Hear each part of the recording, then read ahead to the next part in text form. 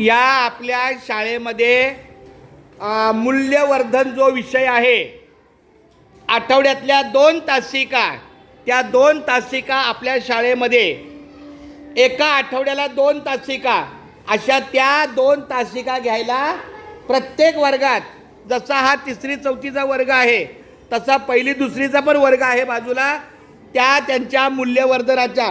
बोला मॅडम, तुम्ही आमच्या मुलांसाठी मूल्यवर्धन तासिका छान घेणार याची आम्हाला खात्री आहे. आम्ही तुम्हाला संपूर्ण सहकार्य करू. प्रॉमिस करा मॅडमला. बस, ओके, छान.